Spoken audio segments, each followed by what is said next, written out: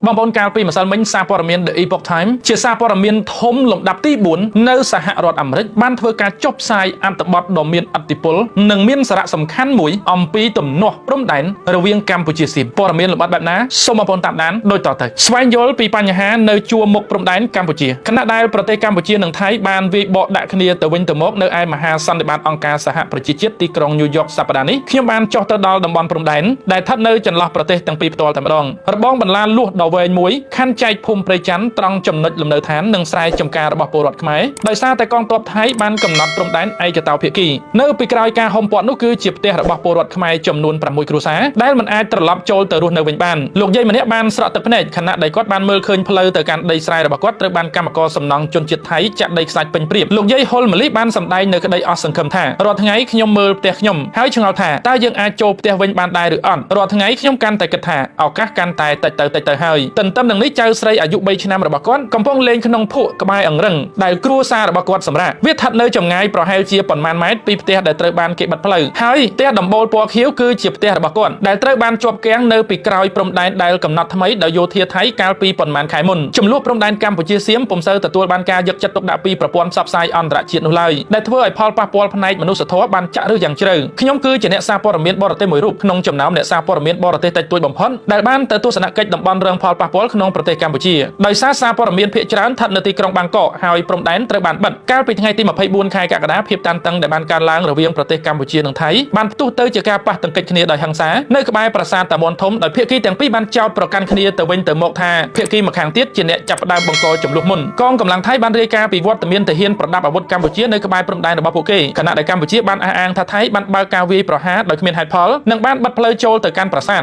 นการประยุทธ์คณีอย่างคลั่งคล้ารวมเมียนการบันกับเพลิงทมการบันกรอบโรแกตบีเอ็มพายมวยหนึ่งก้าววีประหารตามอากาศดาวยนต์ฮอจมบังเอฟดอประมวยระบบเสียมได้บรรดาหลายเมียนการบัดบองอายุชีวิตอย่างฉลาดรวมแต่การสลัมระบบจนซีเวลในเขตซีสเกตประเทศไทยหนึ่งการโค่อยคาดดอลวอดอารามสลาเรียนมันโดนสกปรกหนึ่งทรัพย์สมบัติไอกจนระบบกัมพูชีขนมเขตอุดรเมนเจหนึ่งเขตเปรียวิเฮียเจดามการปาตังเกตในใต้บรรทอการล้างในตาบรรดาบรรทอปรมแดนกัมพูชีเสียมขนมเขตเปรียวิเฮียหนึ่งอุดรเมนเจโดยกัมพูชีเจ้าประกันถัดไทยบ้านปราปรากรบใบจังกอมคลอสเตอร์มินิชันส์ขณะใดไทยบ้านเจ้าประกันกัมพูชีถัดบ้านประพฤติบัตรอุกฤษสังครีมสำหรับการวีประหารหรือจนซีเวลหนึ่งตีตังปะปะทอจำนวนในบ้านริเรียวดาระหดดาวทั้งไงตีมาเพย์ประใบคายกากระดาเนื้อเปรย์บัตรชกบันตระบานสำหรับเนื้อเปรย์กระดาอัตเรียฉลองโจทั้งไงตีมาเพย์ประมูลคายกากระดาชนะปีปอนมาเพย์พรำบรรทอไปลูกโดนัลด์ทรัมป์ประเทศเนเธอร์แลนด์สหรัฐอเมริกาบ้านกลมริมดักต้นกรรมปนเกยทาริฟเลือกประเทศแต่งปีประสันบการประยุทธ์นี้มันตระบานเป็นชมโนเตจับตังปีเปนุมอกเพียกีแต่งปีบรรเจ้าประกันถ้าเพียกีมาแข่งเทียบบ้านรวมลบหรือบัตรชกบันตัวใบจะมีสายเรื่องนโยบายข้อคณีอย่างนาก็ได้เอาไว้ได้มันอาจประกายบานนุกือปรวดไกรกรอยเจจรันครัวซาบันร้องเนพอลวิบัติทั้งมนทั้งหายโกมาเจจรันบันคล้ายเจขมินกมเปรียโดยซาตายวิบัตินี่พวกเกเพียจรันเมียนวัดตะเมียนตาบันดอยบรรทอดปรมแดนกัมพูชีได้เมียนเศรษฐกิจหลงบ้าขวาตัดสะอาดขวาอากิสนีได้หลงบ้าเชียงประเทศไทยช่ไงนะลูกใหญ่มะลิบานเรียบรอบเตียท่ามนเปลกาประยุทธ์คณียังทลบฉลองการเตอประเทศไทยจึงยักยอบยังรอบอ่านคณีโดยเจเนจัดคางละอปันใต้บรรทอปีกาปะตังกิจคณีระเวียงกัมพูชีไทยเนไอประสานเติมกองทัพไทยบานเมืองจมเลี้ยพวกยังเจนปีเตะพวกยังเมียนเปเวลียตรำตายมาเพย์นาทีใต้ปนนอดดำใบประไม้ประโมลไอวันหอยจะเจนปีเตะเบี้ยปัจเจริญทดหนึ่งปะปอลอารามยังครั้งน่ะปอรอดมันเนี่ยเตี้ยได้ตระบานจมเลี้ยเจนปีเตะเมียนชโมทาหะเปอได้ทลบบัดบองเชิงได้ซากรอบมิ้นก็คล้ายเตอเจียมนุษย์เมียนเตะสบายผ่องได้กรมครูซาระบบปกวัดกำปงรวนในขนมพมปริจานในใต้มาดองได้กองทัพไทยบ้านกลมเรียมเตี้ยมเตี้ยยับเตะระบบปกวัดทาจีระบบคลุนประสันแบบเพียกีไทยเตี้ยมเตี้ยบ้านสำรักนู่นเนี่ยพมได้เนื้อสายซอลโดยเชียลูกใหญ่มาลิหนึ่งลูกเปอหนึ่งกรมครูซาระบบปกวัดหนึ่งเต้าประชามกหนึ่งการพาปีในประมาณเชียงใบปอนดอลลาร์อเมริกหนึ่งการจวบปนธนาคารจิตรานชนะปีบัดโจลตึกได้ไทยได้ขอฉบับลูกใหญ่มาลิบ้านยักได้สลายระบบกวัดเตอบัญจำเนื้อธนาคารปนไทยเหล่านี้ได้นู่นเลยเมียนเตี้ยไทยโดยใช้ประกำใจก็เหมือนเมียนวัตถุธนาคารได้กวาดผมเมียนประจำโน้ตดำใบซองบ่มโนธนาคารวันเลยทวีตบัตรไทยธนาคารระบบกวัดบ้านเลือกแรงการซองประบรรดาสันปนไทยลูกใหญ่เป็นเจ้าท่าการประเนื้อแต่การล้างจะเรียงรอดไงซ่อมใบแต่มุนเปเมียนจมลูกจงกลายตุลังเนี่ยพมแต่งนี่คือจวบการหลงบะสลับแต่เฮยลูกเปเมียนบอดปีสอบตัวคลุนอย่างจะบ้าจิมวยหนึ่งตัดใดนี่การปีตัวสวัสดิ์มุนเชิงสนามระบบกวัดเติมบันดัดได้ซากรอบมิ้นในเลือดได้สายปีมุนระบบกวัดเปลได้กวัดเชียร์ดอมมิ้นได้สมัครเช่นกวัดบานเวียแต่การพุ่มแต่เนื้อจัดคลุนบ่มพอดนำใบสังครูคลุนเองรวยกว่าเติมกัดเชิงระบบกวัดเพลียมดำใบสังครูชีวิตจับตังปีเปนุเมกวัดบานตลอดแต่ดอมมิ้นเซนเตียได้สมัครเช่นได้บานร่วมจำนายดอสกสบันตะเพียบเนื้อดำบอลนุ่งแต่งมูลลูกบานในใจท่าการอ้างระบบเพียกีไทยแต่ท่าแต่เฮียนระบบปูเกตบานเริ่มครัวได้ซากรอบมิ้นนู้คือมันซ้ำให้พอเต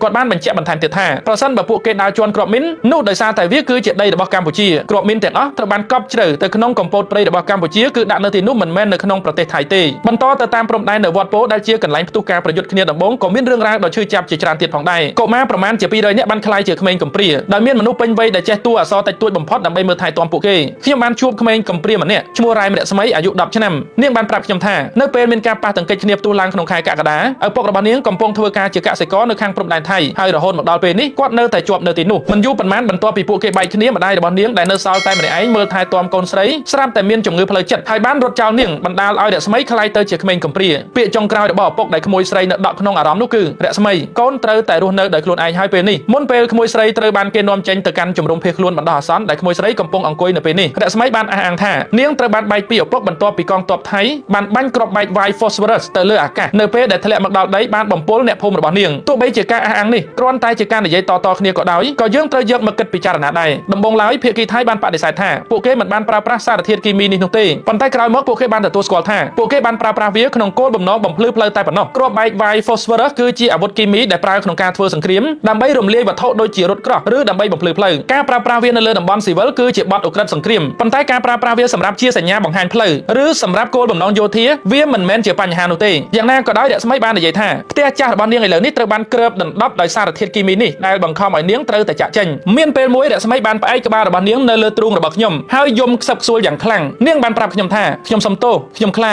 ាចខ្លាំងណាស់ខ្ញុំបាននិយាយអ្វីដែលខ្ញុំអាចធ្វើបានដើម្បីធានាដល់ក្មួយស្រីថាអ្វីៗនឹងល្អប្រសើរហើយថារឿងទាំងអស់នេះគ្រាន់តែរឿងបណ្ដោះអាសន្នតែប៉ុណ្ណោះតាមការពិតខ្ញុំមិនដឹងថាតើវានឹងទៅជាយ៉ាងដូចនេះនោះទេព្រោះប្រសិនបើគ្មានដំណោះស្រាយការទូតឆាប់ៗនោះទេនោះនឹងមានជនរងគ្រោះរាប់ពាន់នាក់ទៀតដូចគ្នាទៅនឹងលោកយាយម៉ាលីលោកពូពៅនិងក្មួយស្រីរស្មីដូចនេះដែរប្រទេសថៃបានចោទប្រកាន់កម្ពុជាថាមិនបានជំនះប្រជាជនរបស់ខ្លួនចេញពីតំបន់គ្រោះថ្នាក់ទេខណៈអាជ្ញាធរថៃបានអះអាងថាពួកគេបានធ្វើការជំនះពលរដ្ឋរាប់ពាន់នាក់របស់ពួកគេចេញពីតំបន់គ្រោះថ្នាក់លោកសាំងលីសារ៉ាអ្នកយកព័ត៌មានម្នាក់នៅកម្ពុជាដែលបានទៅទស្សនកិច្ចតាមបណ្ដោយបន្ទាត់ព្រំដែនជាមួយខ្ញុំបានបញ្យល់ថាអ្នកមិនអាចប្រៀបធៀបប្រទេសកម្ពុជានិងប្រទេសថៃបានទេព្រោះវាមិនមែនជាទឹកដីថៃដែលកំពុងប្រឈមមុខនឹងគ្រោះថ្នាក់ឡើយលោកសារ៉ាកើតចេញពីគ្រួសារកសិករលោកបាននិយាយថាផ្នត់គំនិតរបស់កសិករដីរបស់ពួកគេគឺជាអាយុជីវិតរបស់ពួកគេលោកសារ៉ាបាននិយាយបន្តទៀតថាប្រសិនបើដីរបស់អ្នកកំពុងត្រូវបានគេគំរាមកំហែងដើម្បីដណ្ដើមយកពីអ្នកនឹងមិនទៅណានោះទេអ្នកនឹងនៅហើយការពារដីរបស់អ្នកផ្នត់គំនិតនេះនោះគឺយើងនឹងការពារផ្ទះសម្បែងរបស់យើងប្រជាជនរបស់យើងមិនអាចចាក់ចែងបានទេនេះជាផ្ទះរបស់យើងនេះជាដីរបស់យើងអ្នកមិនអាចគ្រាន់តែនិយាយថាផ្ទះទាំងនេះជារបស់ភាគីថៃនោះឡើយដូចគ្នាទៅនឹងចំនួនយោធាផ្សេងៗដែរមានជនរងគ្រោះដែលមិនសមជាជនរងគ្រោះទាល់តែសោះកាលពីប៉ុន្មានខែមុនប៉ុន្មានម៉ោងប៉ុណ្ណោះក្រោយពីបទឈប់បាញ់បានចូលជាធរមានទាហានខ្មែរចំនួន20នាក់ត្រូវបានចាប់ខ្លួនរួចបញ្ជូនទៅមន្ទីរឃុំឃាំងនៅប្រទេសថៃដែលពួកគេកំពុងតែនៅជាប់នៅក្នុងមន្ទីរឃុំឃាំងនៅឡើយរហូតមកដល់ពេលនេះខ្ញុំបានជួបជាមួយម្ដាយនិងបងស្រីរបស់ទាហានម្នាក់ក្នុងចំណោមទាហានទាំងនោះគឺលោកពលបាលឯកផែមចន្ទធាពួកគាត់គឺជាកសិករនៅតាមតំបន់ជនបទដែលគ្មានអគ្គិសនី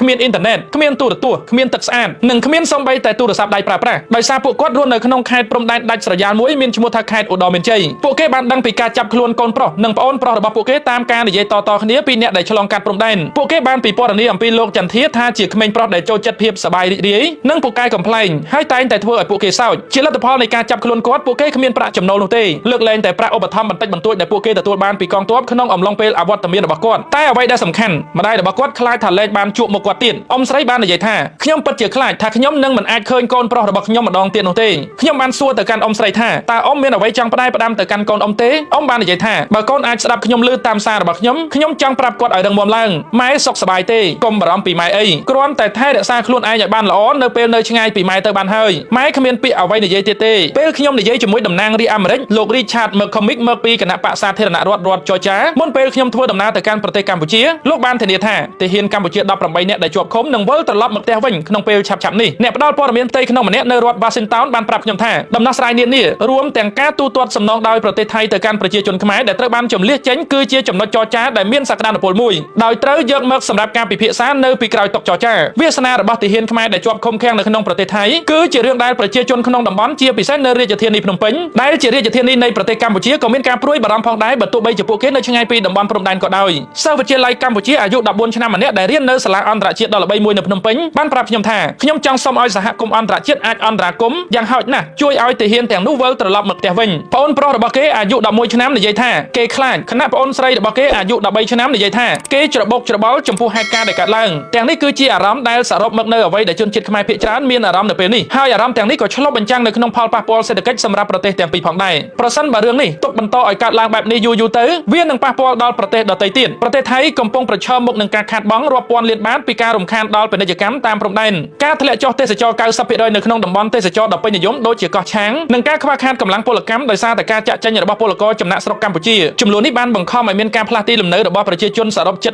20,000 នាក់នៅតាមតំបន់ព្រំដែននៃប្រទេសកម្ពុជាដោយបានរំខានដល់វិស័យកសិកម្មនិងធ្វើឲ្យខកខានក្នុងការសងបំណុលដូចជាបំណុលធនាគាររបស់លោកយាយម៉ាលីសជាដើមវិបត្តិនេះបានធ្វើឲ្យមានផលប៉ះពាល់ដល់ទំនុកចិត្តរបស់វិនិយោគិនពន្យាគម្រោងហេដ្ឋារចនាសម្ព័ន្ធនិងគម្រាមកំហែងដល់សមាហរណកម្មសេដ្ឋកិច្ចអាស៊ានស្របពេលដែលរដ្ឋាភិបាលបង្វែរថវិកាទៅចំណាយលើវិស័យការពារជាតិផ្លូវ highway ដ៏ធំដែលសាងសង់ដោយប្រទេសជប៉ុនដែលតភ្ជាប់ភាគខាងជើងនៃប្រទេសកម្ពុជាទៅកាន់រាជធានីភ្នំពេញគឺស្ទើរតែទទេស្អាតដោយសារតែការបិទព្រំដែនទីក្រុងប៉ោយប៉ែតដែលជាទីក្រុងមួយនៅភាគខាងជើងប្រទេសកម្ពុជាពីមុនតែងតែមានភាពអ៊ូអរដោយភ្ញៀវទេសចរថៃតែងតែចាប់អារម្មណ៍ទៅនឹងកន្លែងកម្សាន្តដែលមានភាពរស់រវើកនៅទីនោះប៉ុន្តែសប្តាហ៍ថ្ងៃនេះវាមានអារម្មណ៍ថាដូចជាស្ងប់ស្ងាត់ជាងមុនសន្តាគារមិនសូវមានភ្ញៀវច្រើនដូចពីមុននោះទេលើកលែងតែមានភ្ញៀវទេសចរចិនមួយចំនួនតូចតែប៉ុណ្ណោះផលប៉ះពាល់ដ៏ធ្ងន់ធ្ងរនេះអាចនឹងរីករាលដាលពីបញ្ហាព្រំដែនកម្ពុជាថៃទៅកាន់ខ្សែសង្វាក់ផ្គត់ផ្គង់សកលនិងសេដ្ឋកិច្ចពិភពលោកទាំងមូលក្នុងពេលឆាប់ៗនេះប៉ុន្តែការផ្សព្វផ្សាយរបស់ប្រព័ន្ធផ្សព្វផ្សាយនិងសកម្មភាពនយោបាយរហូតមកដល់ពេលនេះក្រៅពីកិច្ចសម្រុះសម្រួលរបស់លោកត្រាំក្នុងការសម្រេចបានកិច្ចព្រមព្រៀងបាត់ឈប់បាញ់ក៏នៅតែមានភាពស្ងប់ស្ងាត់នៅឡើយលោកសារ៉ាបាននិយាយថានេះគឺជារឿងដ៏គួរឲ្យកង្វល់បំផុតលើពីនេះក្នុងចំណោមចំនួនទាំងអស់នៅទូទាំងពិភពលោកដែលលោកប្រធានាធិបតីសហរដ្ឋអាមេរិកបានអះអាងថាបានសម្របសម្រួលកិច្ចព្រមព្រៀងសន្តិភាពចំនួនមួយនេះហាក់បីដូចជាតម្រូវឲ្យលោកបង្កើនសមត្ថភាពជាងធម្មតា